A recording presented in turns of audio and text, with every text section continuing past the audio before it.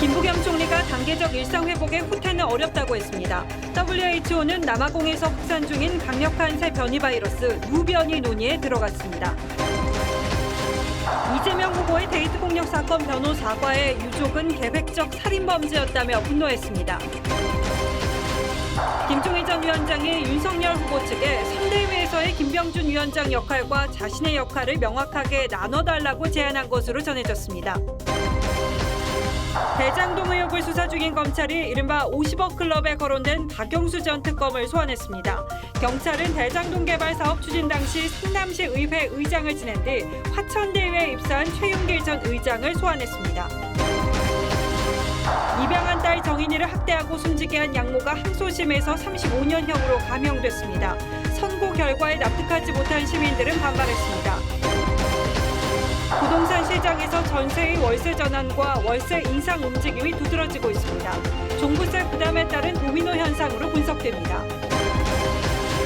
대선 설명서 서반장, 김반장에선 이재명 후보의 연이은 사과의 이유와 연일 이어지는 갈등에도 윤석열 후보 측이 김종인 전 위원장을 놓지 못하는 이유 취재했습니다.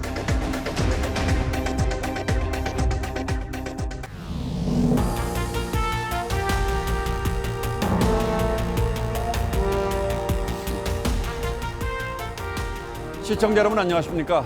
뉴스9의 신동욱입니다.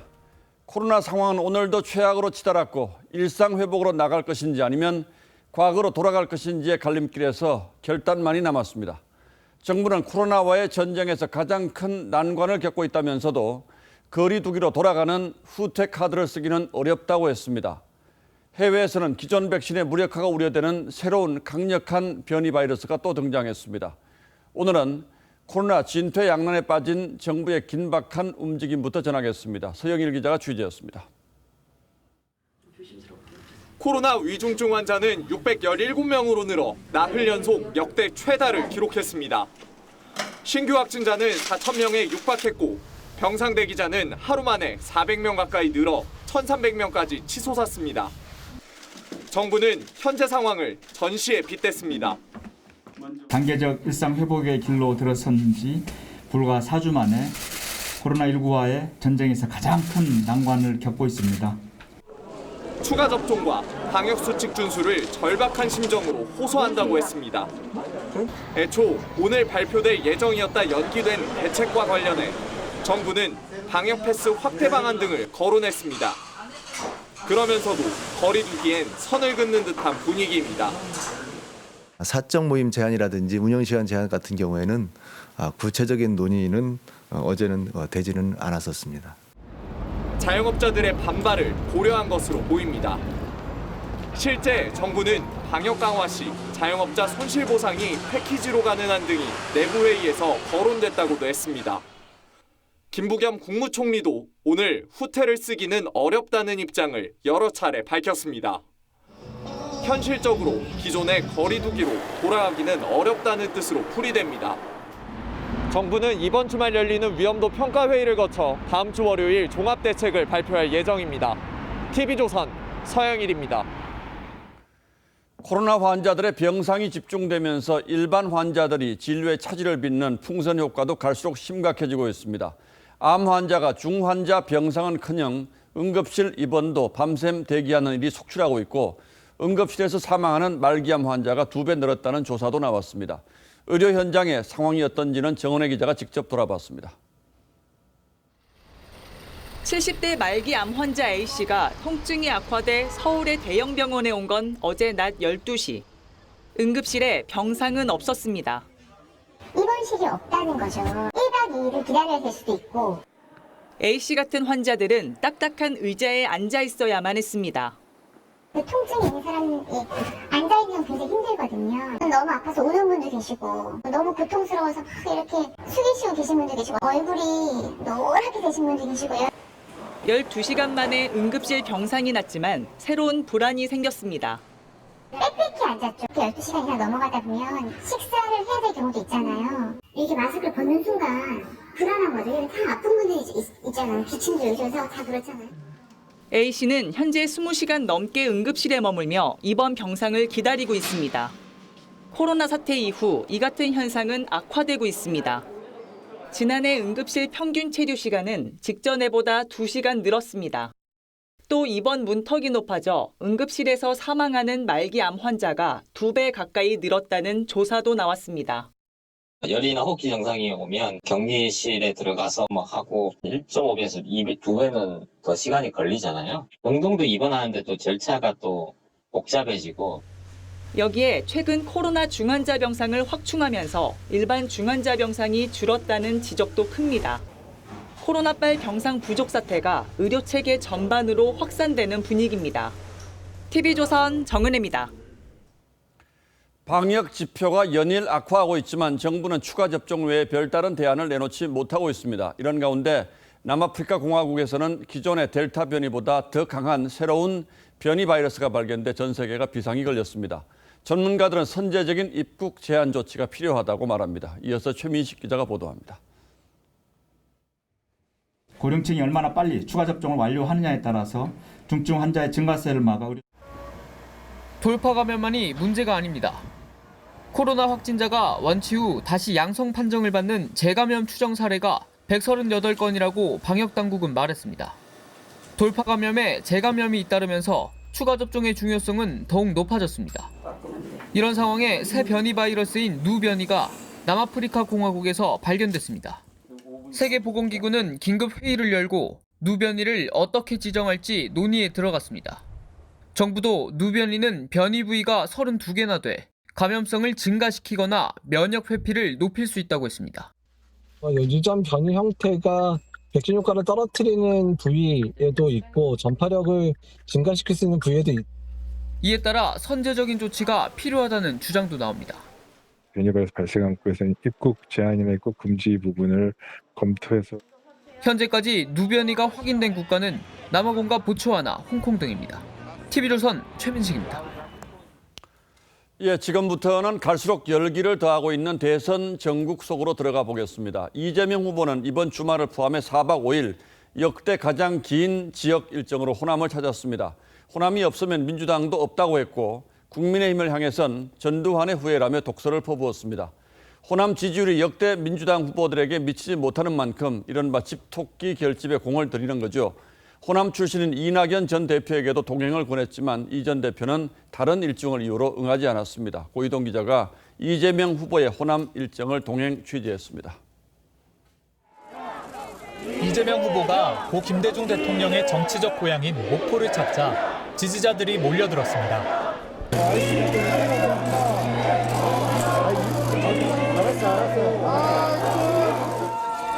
이 후보는 민주당이 호남 개혁 정신을 실천하지 못했다고 반성했고 야당이 발목을 잡으면 발목 잡은 손을 차고 앞으로 나아가겠다고 했습니다.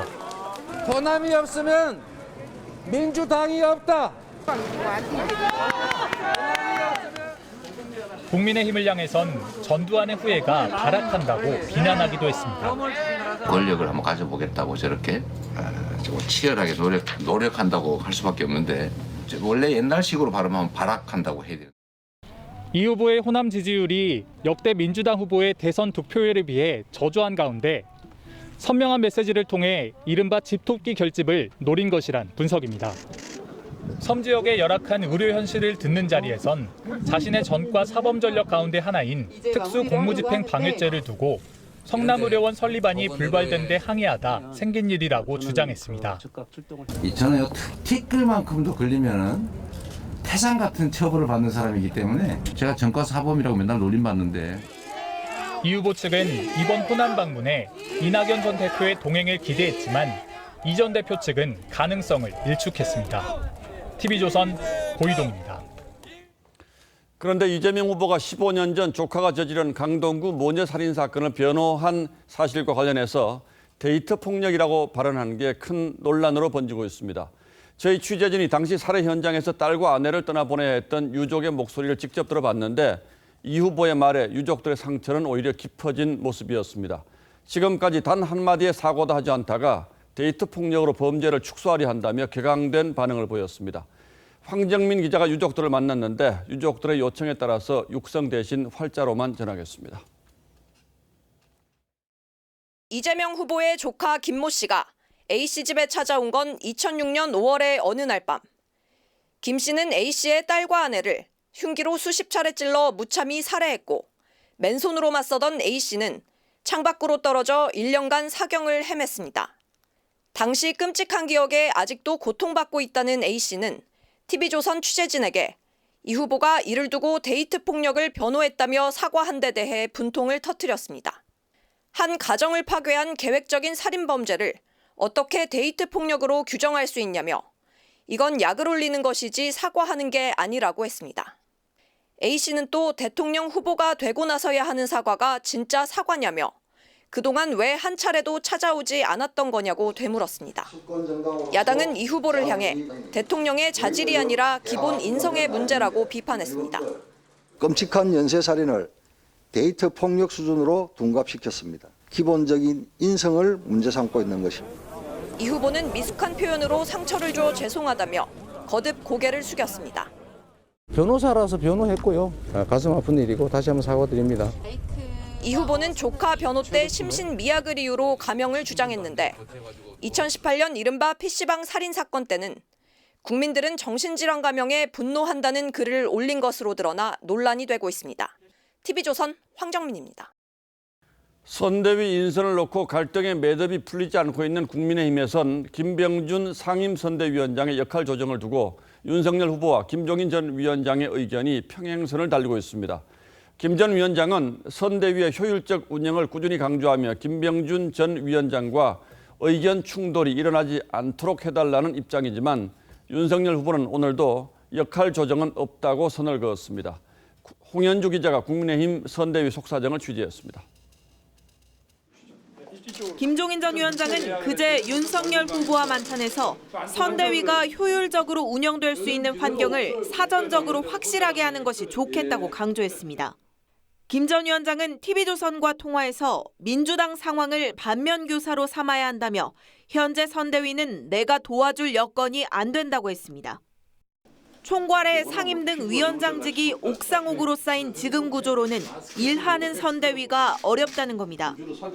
김 전 위원장은 특히 김병준 상임선대위원장과의 역할 분담을 분명히 해야 한다는 의지가 확고합니다. 김 전 위원장 측 핵심 인사는 두 사람이 국가의 역할 등에 대한 생각부터 달라 함께 일을 한다면 사사건건 부딪힐 수밖에 없다고 전했습니다. 김병준 위원장의 역할을 좀 제한하거나 하면 위원장님이 들어가실 여지가 있을까요? 글쎄 나한테 그걸 물어본다고 누가 크게 관심도 갖지 않는 사람한테 그런 걸 자꾸 물어봐.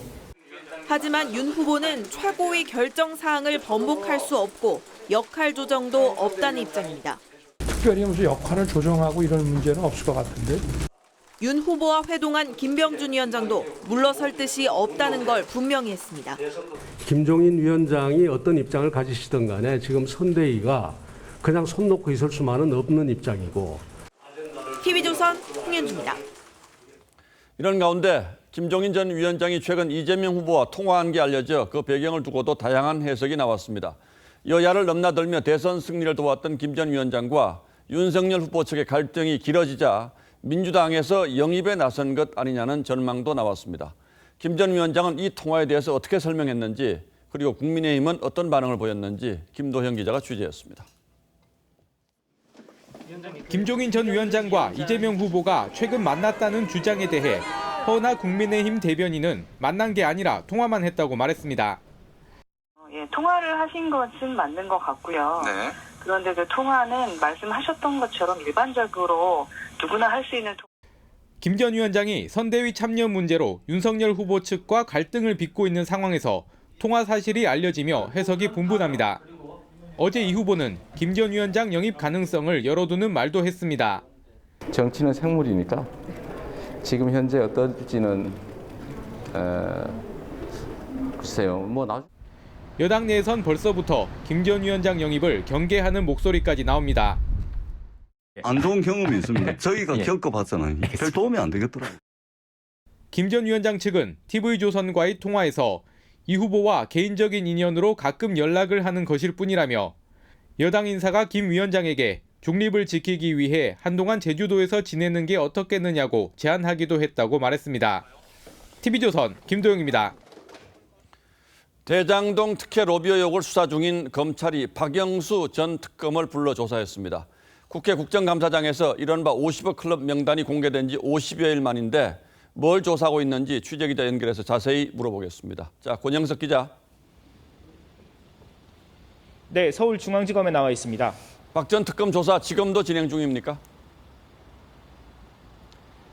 네, 그렇습니다. 서울중앙지검 대장동 전담수사팀은 오늘 오후 2시쯤부터 박영수 전 특검을 불러 7시간 넘게 조사를 이어가고 있습니다. 검찰은 박 전 특검을 상대로 이른바 50억 클럽 명단에 이름이 거론된 것과 관련해 캐묻는 것으로 알려졌습니다. 또한 본인과 딸이 각각 화천대유 고문 변호사와 직원으로 근무한 배경 등에 대해서도 조사 중인 것으로 전해졌습니다. 박 전 특검 외에 역시 50억 클럽 명단에 포함된 언론사 홍모 회장도 불러 조사하고 있습니다. 자, 이렇게 되면 곽상도 전 의원 소환도 임박했다고 봐야 할 텐데 검찰이 정관계 로비 의혹 수사에 본격적으로 착수했다고 봐야 합니까?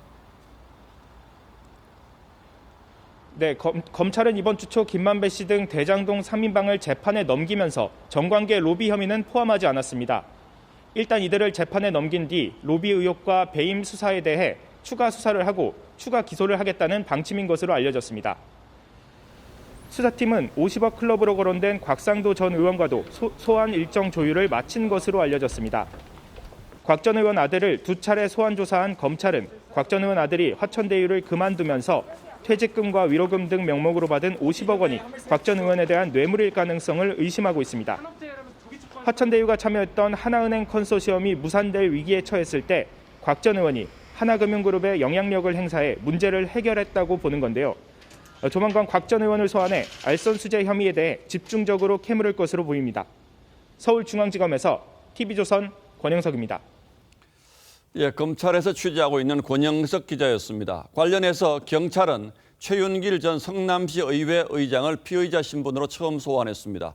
최 전 의장은 취재진의 질문에 침묵하다가 일부 의혹에 대해서는 소설을 쓴다며 불쾌감을 드러내기도 했습니다. 구자영 기자가 만났습니다.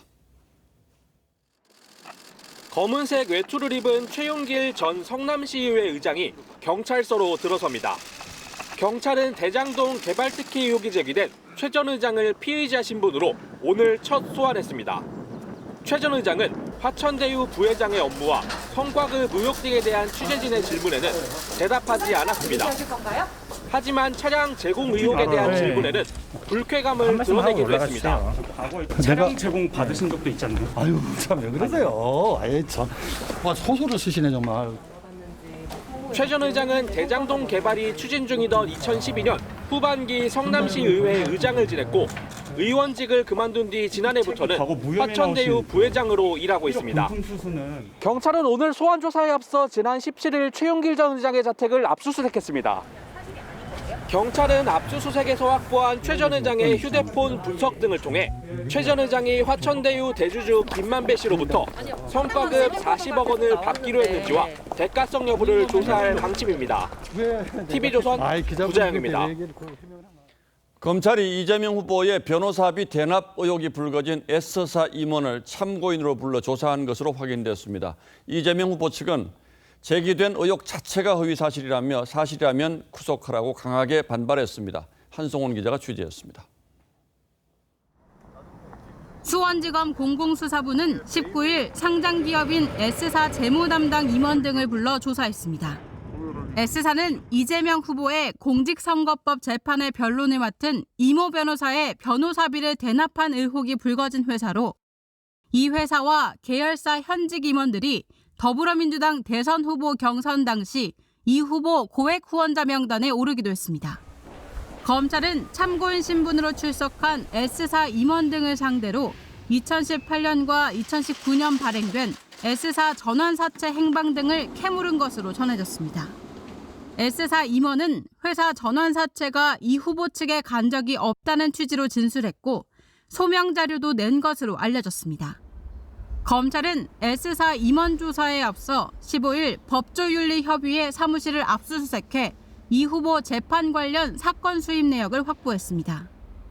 수입 내역 검증을 위해 송파세무서 등 서울 소재 세무서 4곳의 납세 자료도 입수한 상태입니다. 변호사비 대납 의혹으로 이 후보를 고발한 시민단체는 어제 검찰에 관련 녹취록을 제출했습니다. 이 후보는 당사자도 아니고 제3자끼리 녹음한 게 가치가 있냐며 제가 정말 변호사비를 대납했다면 구속하라고 말했습니다. TV조선 한송원입니다. 입양한 딸 정인이를 학대하고 숨지게 해서 1심에서 무기징역을 받은 양모가 항소심에서 35년형으로 감형됐습니다. 엄중하게 처벌할 필요성은 충분히 인정되지만 계획된 살인이 아닌 점 등 양형에서 고려할 사항이 있다고 본 건데요. 또 항소심 재판부는 아동을 보호하지 못한 사회 체계에 대한 공분을 정인이 양모에게 투영하는 건 신중해야 한다고 지적했습니다. 법원의 판단 이후 이채연 기자가 분석해드립니다. 항소심을 맡은 서울고등법원의 판단도 1심 법원과 크게 다르지 않았습니다. 재판부는 양모 장모 씨에게 적용된 살인죄를 그대로 유죄로 판단했습니다. 지난해 10월 13일 정인이 배에 2차례 이상 강한 힘을 가해 살해했다고 본 겁니다. 다만 전문가 분석을 토대로 발로 강하게 밟았다고 본 1심과 달리 항소심 재판부는 범행 방법이 뭔지 확정할 수 없다며 손 또는 주먹으로 때렸을 가능성을 열어뒀습니다. 그러면서 살인 혐의는 인정되지만 사전에 범행을 치밀하게 계획했다고 보기 힘들다며 무기징역형 선고가 정당화되기 어렵다고 밝혔습니다. 또한 장 씨가 정인이를 병원으로 데려가면서 심폐소생술을 실시한 점과 후회하고 자책하는 모습을 보인 점 등을 고려해 징역 35년형을 선고했습니다. 재판부는 그러면서 사회적 공분은 공감하지만 이를 피고인의 형량과 연결짓는 건 신중해야 한다고도 했습니다. 양모의 학대를 방조한 양부에게는 1심과 같은 징역 5년을 유지했습니다. TV조선 이채연입니다. 정인이 양모 감형 소식에 법정 안팎에서는 고성이 오가는 등 혼란이 빚어졌습니다. 아동보호단체는 받아들이기 힘든 판결이라면서 크게 반발했습니다. 이어서 주원진 기자입니다. 정인이 양모에 대한 감형 선고가 내려진 순간에 서울 고등법원 앞. 뭐라고요? 무슨 소리 하는 거야? 대표님, 35년! 아동보호단체 회원들은 정인이 사진을 안고 바닥에 누워 오열했습니다. 이들은 양모가 지은 죄에 비해 형량이 약하다며 법이 상식적이지 않다고 비판했습니다. 아기를 어떻게 얼만큼 잔인하게 죽이면 무기징역이나 사형이 나올까요? 35년형을 줬다는 것은 아마 국민적으로 납득하기가 힘들 겁니다. 선고가 내려진 재판정 방청석에서도 아이를 죽였는데 왜 35년이냐, 정인이를 살려내라 등 고성이 터져나왔습니다. 관련 소식이 전해지자 인터넷 등에는 역사에 남을 부끄러운 판결이라는 비난글은 물론 2심 판사들 탄핵을 요청하는 글까지 감형에 실망을 표하는 다양한 반응이 올라왔습니다. 반면 법조계 일각에선 항소심 재판부가 범죄의 중대성을 감안하면서도 형벌과의 균형을 고심하는 적이 보인다는 분석도 나옵니다. 법조계 관계자는 징역 35년형도 결코 가벼운 형이 아니라며 살인죄에 대한 유죄 판단을 그대로 유지한 것도 같은 맥락이라고 설명했습니다. TV조선 주원진입니다. 서울의 한 재래시장 한복판에서 끔찍한 살인 사건이 벌어졌습니다. 범인은 짧은 시간 동안 피해자에게 수십 차례 흉기를 휘둘렀는데 이 현장 CCTV에는 엽기적인 범행 장면이 그대로 담겼습니다. 정준영 기자입니다. 60대 남성 A씨와 70살 B씨가 시장 골목에서 담배를 피웁니다. 한동안 대화를 나누다 A씨가 갑자기 옷 속에서 흉기를 꺼내 B씨에게 휘두릅니다. 짧은 시간 20차례가량 흉기를 휘두른 A씨는 쓰러진 B씨를 두고 돌아서는가 싶더니 몸을 돌려 다시 B씨를 공격하고 그대로 사라졌습니다. 사건 현장입니다. 마트입구 건너편이라 사건 당시에도 사람들이 꽤 지나가는 곳이었지만 A씨는 태연히 범행을 저질렀습니다.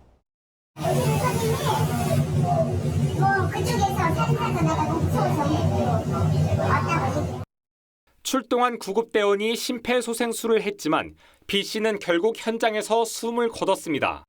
경찰은 신고 접수 약 10분 만에 시장 주변을 서성이던 A씨를 붙잡았습니다.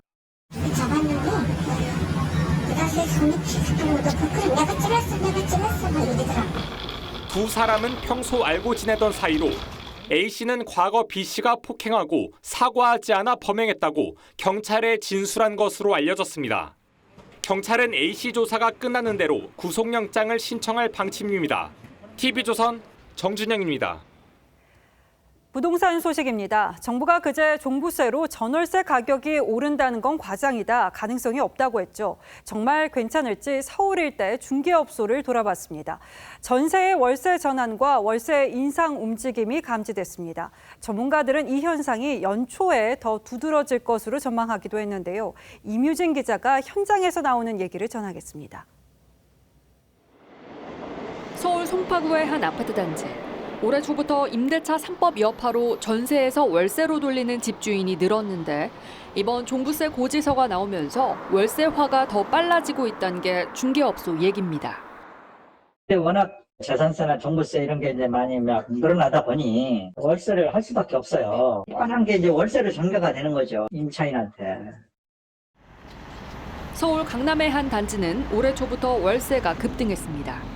보유세가 많이 나올 걸 예상해 집주인들이 미리 월세를 올린 탓입니다. 150 오른 거지. 주인들이 세금 올라서 나는 이만큼은 받아야겠다. 올 들어 서울에서 월세가 조금이라도 낀 아파트 임대차 거래량은 5만 6천 건. 역대 최고치입니다. 가뜩이나 임대차법 시행 이후 불붙은 전세의 월세화 움직임에 종부세 부담이 기름을 붓고 있는 겁니다. 온라인 커뮤니티에도 오른 종부세만큼 전세나 월세를 올리겠다는 글이 잇따르고 있습니다. 2, 3월 달 이사철이 돌아오면 조세 전가 현상은 가시화될 가능성이 높고요. 8월 달에 임대차 3법이 도래하는 날 최초로 계약하는 물건들은 반전세나 월세가 일부 1주택자 중에는 살던 집을 월세로 주고 자신은 작은 평수의 전세로 이동하는 경우도 생겨나고 있습니다. TV조선 임유진입니다. 예금과 대출 금리 차가 커지면서 시중은행만 배를 불리고 있다는 비판이 나왔죠. 이를 의식한 듯이 은행들이 어제 한국은행의 기준금리 인상에 맞춰서 재빨리 예금과 적금 금리를 올리고 있습니다. 그런데 이번에도 대출자들 사이에서 은행에 대한 불만이 나오기는 마찬가지입니다. 추가 금리 인상이 예고된 만큼 연초에도 이 아우성은 사그라들지 않을 것으로 전망됩니다. 이정현 기자입니다. 한은이 기준금리를 인상하자마자 시중은행들이 앞다퉈 예적금 금리를 최대 0.4%포인트까지 올리고 있습니다. 예금과 대출의 금리 차가 4년 만에 최대치인 2%까지 벌어지면서 은행들만 배를 불리고 있다는 비판 여론을 의식한 걸로 보입니다. 시장 방향에 좀 맞춰서 하는 경향이 좀 있을 대출금리 이슈가 예금금리까지 전파가 돼가지고 무언의 압박도 있고. 하지만 대출금리 오름폭에 비하면 생색내기라는 지적이 나옵니다. 지난달 금융권의 주택담보대출 평균금리는 연 3.26%로 3년 만에 최대치를 기록했습니다. 한 달 만에 0.25%포인트 더 올라 상승폭은 6년 반 만에 가장 컸습니다. 신용대출금리도 2년 반 만에 가장 높았습니다. 한은의 기준금리 인상으로 대출금리 추가 상승은 불가피한 상황. 앞으로 계속 오른다고 그러더라고요. 지금 월급이 반에 반토막되는 기분이라고 해야 될까요? 여기에 시중은행들의 예금금리 인상도 결국 다음 달 대출이자를 순차적으로 밀어올리는 영향을 주게 돼 대출받은 사람들의 불만은 당분간 더 이어질 전망입니다. TV조선 이정현입니다. 단계적 일상 회복 속에 스키장이 첫 개장했고 축제도 막을 올렸습니다. 하지만 코로나 재확산이 심상치 않은 만큼 개막과 동시에 취소 사태가 벌어지는 거 아니냐는 우려도 나옵니다. 이승훈 기자입니다. 형형색색의 스키어와 보도가 은빛 슬로프를 가득 메웠습니다. 눈이를 달리고 멋진 묘기도 선보입니다. 일단 스피드도 재밌고요. 이 눈만 보는 것도 좋고 다 재밌어요. 지난 겨울 코로나 여파로 운영을 포기했던 스키장들은 단계적 일상 회복 속에서 재확산이 이어지자 기대 반 걱정 반입니다. 확진자가 조금씩 늘어나는 부분에서는 좀 우려가 있습니다. 조금 더 저희가 방역에 관심을 가지고 청계천이 화려한 불빛으로 물들었습니다. 오늘 막을 올린 서울 비초롱 축제입니다. 어렵게 축제를 다시 열었지만 감염 확산 예방을 위해 밤 9시부터는 불을 모두 끄기로 했습니다. 공연이나 이런 부분들은 다 생략을 했고요. 전시 중심으로 해서 출입객들이 너무 붐비지 않도록 2년 만에 다시 축제를 열기로 한 겨울축제도 난감하기는 마찬가지입니다. 상황이 더 악화된다 그러면은 투자 대비 어떤 수익 자체나든지 그런 게 안 되게 되면은 이사회 거쳐서 취소할 수도 있고. 다시 문을 연 스키장과 2년 만에 재개된 지역 축제가 코로나 재확산 속에 무산될 우려까지 나오면서 진퇴양난에 빠지고 말았습니다. TV조선 이승루입니다. 우리나라 국민들은 28살부터 버는 돈이 쓰는 돈보다 많아지는 이른바 흑자 인생을 살기 시작하고 60부터는 다시 적자 인생을 사는 것으로 나타났습니다. 그러니까 바꿔 말하면은 100세 시대의 흑자 인생은 32년인 것이고 노년층 적자를 고민해야 한다는 거죠. 오늘 포커스는 흑자 인생 32년에 맞췄습니다.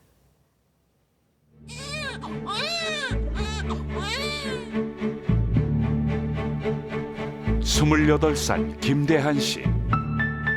올해 2,256만 원을 벌고 2,103만 원을 써 태어나 처음으로 153만 원 흑자를 냈죠. 김 씨는 41살에 가장 많은 3,638만 원을 벌고 44살에 1,573만 원 최대 흑자를 냅니다. 하지만 정점 이후는 내리막길. 60살부터는 소비가 소득을 앞지르기 시작하는 걸로 통계청 생애주기 조사에서 집계됐습니다. 흑자 인생은 32년에 불과합니다. 그나마 일하는 노년이 늘어나면서 적자 인생 진입 시기는 2010년 56세에서 올해 처음으로 60대에 진입했죠. 연금 시스템이 아직도 충분하지 않기 때문에 노후 소득이 충분하지 않기 때문에 일을 해서 생활 자금을 대야 된다 이렇게 볼 수가 있죠. 김 씨가 최대 적자를 냈던 나이는 17살. 버는 돈은 거의 없었지만 교육비가 엄청나게 들어 무려 3,437만 원 적자였습니다. 어릴 때는 김 씨의 부모가 적자를 거의 부담했죠. 60살부터는 적자가 발생하는데 70세 1,390만 원이던 적자는 80세에 1,800만 원까지 늘어나죠. 85세 이상은 해마다 2천만 원의 적자 인생을 살아야 합니다. 다만 65살 이상은 적자의 65%는 국가가 책임집니다. 병원비와 연금이 큰 부분을 차지하죠. 고령화 속도가 지금 굉장히 빨라지고 있기 때문에 이러한 부분들에 대한 또 재정이 투입될 수 있는 여건이 또 마련돼야 되겠죠. 우리나라의 노인 빈곤율은 이미 OECD 최고 수준.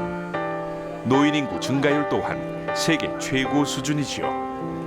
20년 뒤에는 국민연금마저 적자 전환이 예상되는데 노인 대책이 그 어느 때보다 시급해 보입니다. 뉴스9 포커스였습니다. 다음 뉴스입니다. 국민의힘이 중진 인사를 대거 전진 배치한 이른바 올드보이 선대위를 발표하자 민주당의 메머드급 선대위 실패에 전철을 밟을 거라는 내부 비판과 위기론이 커지고 있습니다. 윤석열 후보는 선대위 인선에 쓴소리를 낸 2030 대변인단을 직접 만나서 이런 비판을 수용한다면서 추가 인선에는 반영하겠다고 답했습니다. 이태희 기자의 보도를 보시고 대선 설명서 서반장, 김반장으로 이어가겠습니다. 선대위 종합상황본부장으로 거론되는 임태희 전 대통령 비서실장이 본부장급 인선안에 대한 질문을 받자 한숨을 푹 내쉽니다. 저는 말씀드리고 싶지가 않을 정도로 그런데. 이준석 대표도 신선한 엔진이 꺼져가고 있다고 한 2030 대변인들을 격려하며 문제를 인정했습니다. 잘하고 있는 겁니다. 이런 비판을 겸허하게 받아들입니다.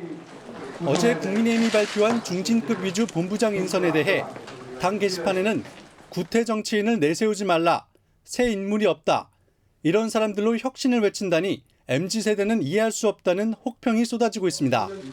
송영길 민주당 대표는 어르신들을 모시고 나름대로 해가는 것 같다. 민주당은 더 젊은 체제라며 비교 우위를 자신했습니다.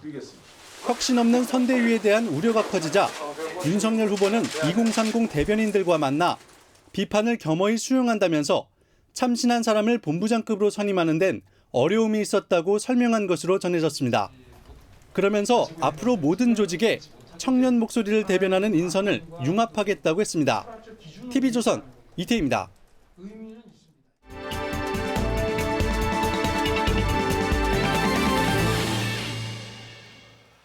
대선 전국의 깊숙한 뒷얘기를 들어보는 대선 설명서 서반장, 김반장 시간입니다. 오늘도 여당의 서주민 반장, 야당의 김정우 반장이 나와 있습니다. 어서 오십시오. 자, 서반장부터 시작하죠. 어떤 소식 가지고 왔습니까? 예, 오늘의 주제는 사과의 기술입니다.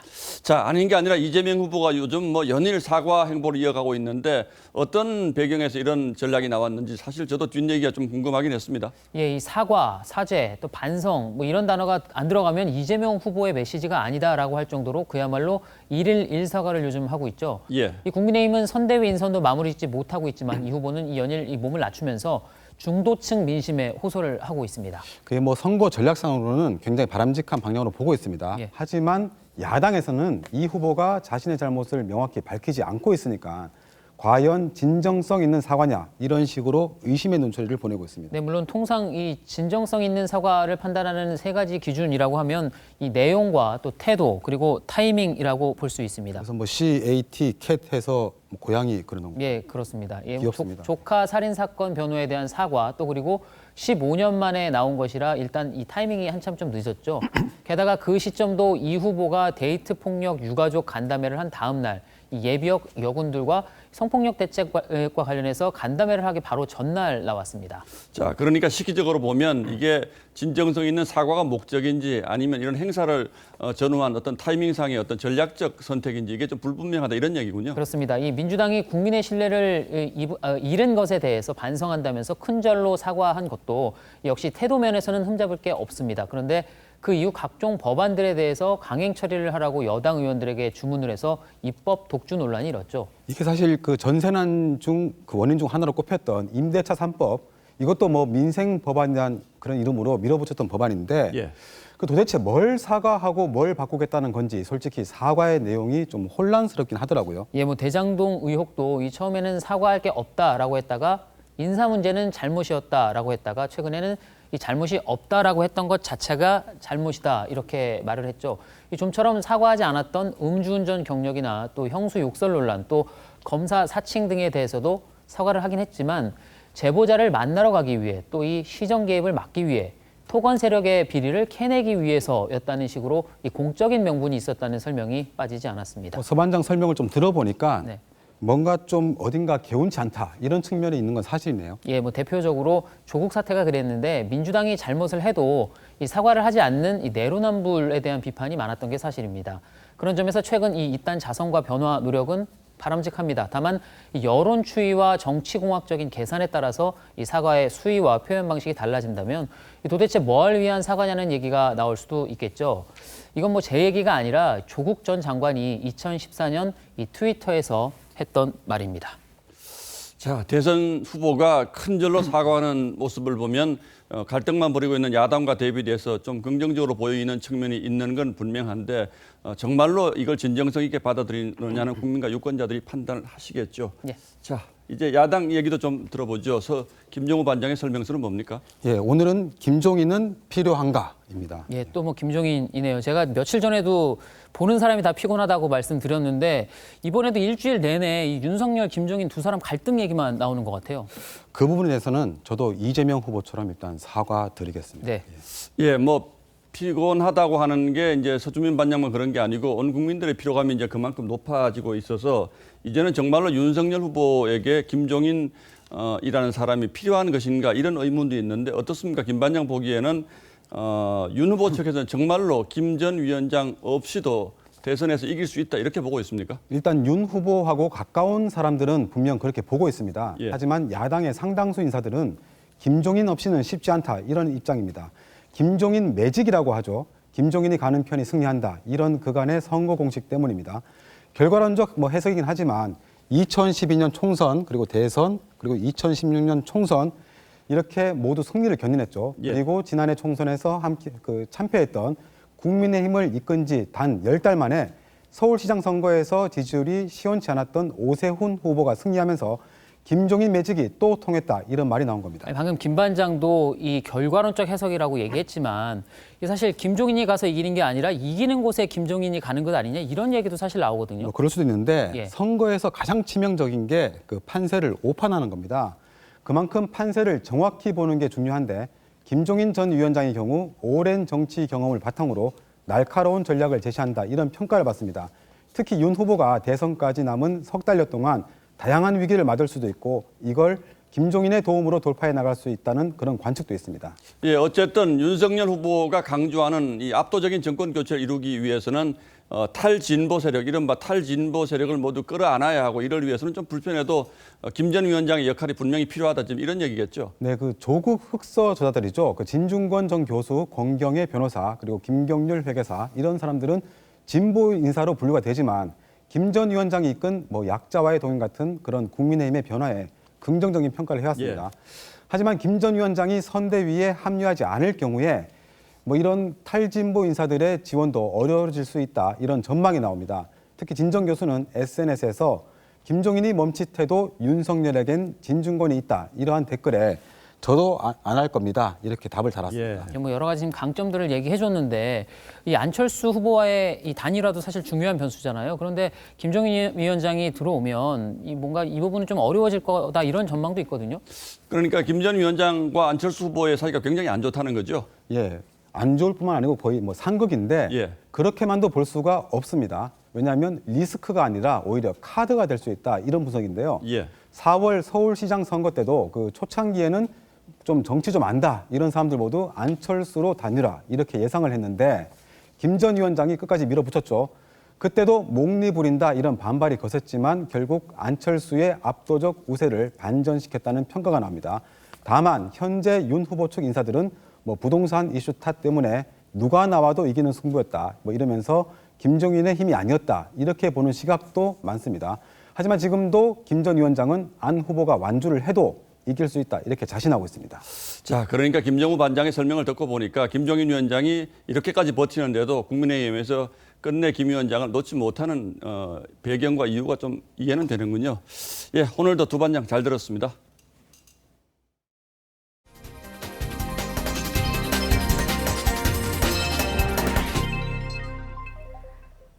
미국은 지금 추수감사절 연휴에 푹 빠져 있습니다. 코로나 이전으로 돌아간 듯 대규모 행사들이 잇따라 열렸고 뉴욕 맨해튼에는 수많은 사람들이 쏟아져 나왔는데 노마스크였습니다. 이유진 기자입니다. 스누피, 보스베이비의 스타워즈 요다까지 인기 캐릭터들이 총출동했습니다. 곳곳에서 환호성이 터져 나옵니다. 뉴욕의 명물 추수감사절 퍼레이드가 돌아왔습니다. You know, it feels really phenomenal to be here. It feels like New York is on its way to recovery. 지난해엔 관람객 없이 TV로만 생중계했는데 올해는 퍼레이드에만 6천여 명이 참가하고 수십만 명이 현장에서 관람한 걸로 추정됩니다. 그런데 대부분 마스크 없이 나왔습니다. 코로나 재유행에 아랑곳하지 않습니다. 연휴 이동량도 예년 수준을 회복해 닷새 동안 5,300여만 명이 이동할 거란 전망이 나왔습니다. Well, this is the only chance we have days off from work, so we have to enjoy it. 방역 당국은 걱정이 태산입니다. That we are headed into a very different Thanksgiving compared to last year. Progress requires everyone doing their part. 이번 연휴가 겨울 유행의 고비입니다. 지난 6월 1만 명까지 내려갔던 하루 확진자는 11만 명을 넘겨 이미 폭증세입니다. TV조선 이유진입니다. 탄광 지하에 불이 난다면 끔찍한 사태가 벌어지겠죠. 러시아의 한 탄광에서 메탄가스가 폭발해서 불이 났습니다. 환기장치마저 고장나서 출동한 구조대원도 목숨을 잃었습니다. 송무빈 기자입니다. 시베리아의 탄광. 오전 8시 50분쯤 지하 250m에서 불길이 시작됐습니다. 탄광 안엔 광부 287명이 있었습니다. газом запахло. И, просто выходили и все, сколько могли. 대피가 늦은 46명이 숨졌습니다. 신고를 받고 구조대 150여 명이 출동했는데 이들 중 6명도 희생됐습니다. 석탄 분말에 불이 붙었고 메탄가스 폭발로 유독가스가 순식간에 탄광을 메웠습니다. Чувствую, что меня уже берут. Я руки им протянул.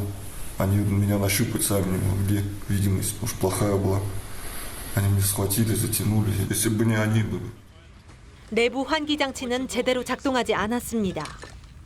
당국은 이 광산에 수백 건의 위반 행위를 적발해 작업 중지 명령을 내렸지만 제대로 조치하지 않고 지난 6일 작업을 강행한 걸로 알려졌습니다. Возбуждено уголовное дело по признакам преступления, предусмотренного части 2 статьи 217 Уголовного кодекса Российской Федерации. 추가 폭발 위험에 구조 작업도 중단됐습니다. Все отделения ВГСЧ в настоящее время поднимаются наверх. 지난 2010년에는 인근 광산에서 폭발이 일어나 91명이 숨졌습니다. TV조선 송무빈입니다. 이 드론을 적진에 침투시켜서 소총 사격을 하고 수류탄까지 투척하는 모습, 영화 속에서나 가능한 일이지 싶었는데 육군이 오늘 이런 장면을 시연했습니다. 고민성 기자가 다녀왔습니다. 전투 현장에 투입된 드론이 수류탄 10여 발을 떨구자 폭음과 함께 연기가 피어오릅니다. 모선 역할을 하는 드론에서 분리된 소형 자폭 드론들이 빠른 속도로 날아가고 소총 드론의 지원 사격으로 진입로를 확보한 병사들이 적군을 제압합니다. 이 드론 하단에는 K2 소총이 장착되어 있습니다. 병사들이 직접 가지 못하는 험지에서도 적군을 정확히 타격할 수 있습니다. 육군은 오늘 드론봇 전투 경연대회를 열고 미래형 무기들을 공개했습니다. 드론과 대대급 무인항공기, K808 차륜형 장갑차, 아파치 공격 헬기 등의 합동작전 시연과 드론 레이싱, 드론 배틀, 초등학생 드론 코딩 대회도 함께 열렸습니다. 빠른 속도로 정확하게 목표 지역을 탈취하는 데 있어서 가장 적합한 훈련할 수 있는 기체이며 군은 전투 현장에서 장병들의 피해를 줄이고 전투력을 극대화하기 위해 2030년까지 드론, 로봇 등을 접목한 아미타이거 4.0 전투 체계를 완성할 계획입니다. TV조선 구민성입니다. 지금의 코로나처럼 조선시대에도 천연두, 콜레라 같은 전염병이 창궐했는데요. 선조들은 어떤 방식으로 전염병에 맞섰을까요? 당시에도 거리두기가 있었습니다. 임서인 기자입니다. 즙으로 만든 말의 등 위에 먹음직스러운 음식이 실렸습니다. 마마신, 즉 천연두를 말에 태워 보내는 의미를 담았습니다. 1892년 프랑스 인류학자가 쓴 조선기행에는 쥐통으로도 불렸던 콜레라가 돌았을 땐 대문에 고양이 부적을 붙였다는 기록도 남아 있습니다. 민간 신앙을 통해 역병을 쫓으려는 선조들의 간절한 마음이 녹아 있습니다. 전염병 창궐과 극복의 역사는 예로부터 되풀이됐습니다.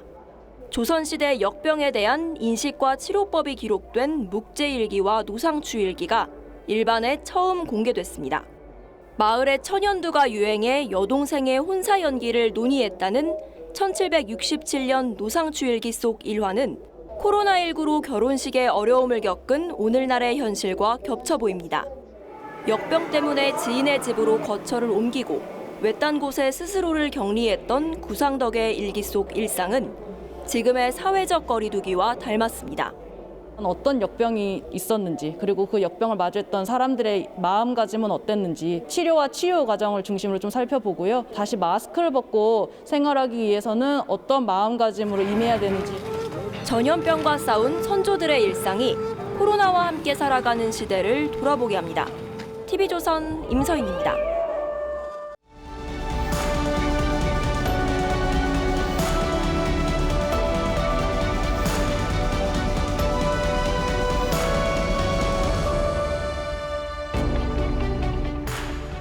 여러분 혹시 임 계장을 기억하시는지요? 지난해 아파트 경비원의 비극적 죽음을 계기로 세상에 알려진 줄임말이 바로 임 계장입니다. 공기업에서 38년을 일한 정년퇴직자가 자신의 임시 계약직 체험기에 붙였던 이름이죠. 그는 아파트 경비원, 빌딩 청소원, 주차관리원, 배차원을 전전했습니다. 미세먼지 마스크와 방한복을 주십사했다가 이런 조롱과 타박을 들었습니다. 다 늙은 경비가 얼마나 오래 살려고 노인도 추위를 탑니까? 고다자라는 말도 있죠. 고르기 쉽고 다루기 쉽고 자르기 쉽다는 앞말만 따서 만든 단어입니다. 요즘 노인 근로자들을 그렇게 부른답니다. 그는 종갓집 맏며느리였습니다. 어린이집을 운영했고 20년 동안 호스피스로 봉사했습니다. 평생 품은 문학의 꿈을 이루려고 문예 창작과도 다녔습니다. 미술, 문학, 음악 상담 치료 1급 자격증도 여럿 있었습니다. 62살 이순자 씨가 할 수 있는 일은 많아 보였습니다. 그런데 그 모든 경력과 자격이 헛일이었습니다. 시청 구직 창구 직원이 권하는 대로 이력서를 중졸까지만 쓰고 다 지웠습니다. 그때부터 꼬박 3년 취업 분투 아닌 눈물겨운 분루가 시작됐습니다. 수건 접기, 백화점과 공사장 청소를 하다 몸이 망가져 어린이집 주방 일을 얻었습니다. 그런 대로 할 만했지만 원장이 다 삭은 쌀로 아이들 밥을 지으라고 하자 그만뒀습니다. 입주해 아이를 돌볼 때는 바카스 파는 할머니가 되느니 우리 집 일이 낫다는 폭언을 듣고 뛰쳐나왔답니다. 쏟았던 시신, 장기 기증 증서와 함께 그란주를 식탁에 올려놓았습니다. 먼지로도 남고 싶지 않다. 다행히 극단적 시도는 실패했고 요양보호사 자격증을 딴 뒤로 노인과 장애인, 환자 돌보미로 일했습니다. 와중에 늙은 말기 환자로부터 추행을 당하기도 했습니다. 결국 그는 기초수급자가 됐습니다. 덕분에 원룸에서 다리미판에 노트북 펼쳐놓고 글을 쓰는 기쁨에 설렌다고 했죠. 그렇게 쓴 실버 취준생 분투기로 지난 여름 신문사 시니어 문학상을 받았습니다. 글은 이렇게 끝납니다. 이제 시작이다. 정진하리라. 죽는 날까지. 그리고 한 달 뒤 그는 지병으로 숨졌습니다. 그가 외롭고 고단하게 지나온 길에 깊이 공감하며 수상을 축하하는 글 위로 명복을 비는 글들이 지금도 이렇게 쌓이고 있습니다. 그는 삶의 끝자락에서 맞닥뜨린 현실이 아무리 가혹해도 그 앞에 결코 무릎 꿇지 않았습니다. 끝까지 한 인간으로서 자존을 지켰습니다. 그리고 끝내 문학의 꿈을 이루고 떠났습니다. 11월 26일 앵커의 시선은 실버 취준생 분투기였습니다.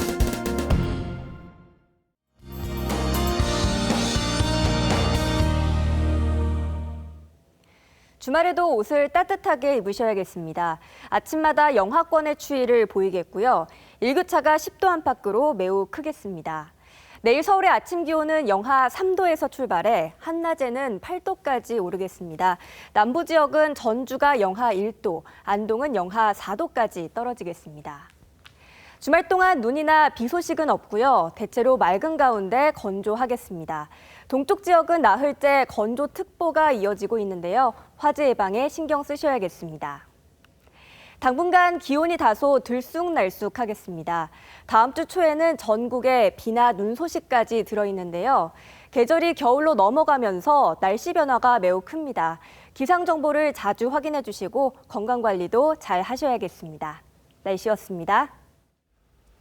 예, 11월 26일 금요일 뉴스9는 여기서 모두 마치겠습니다. 시청해주신 여러분 고맙습니다.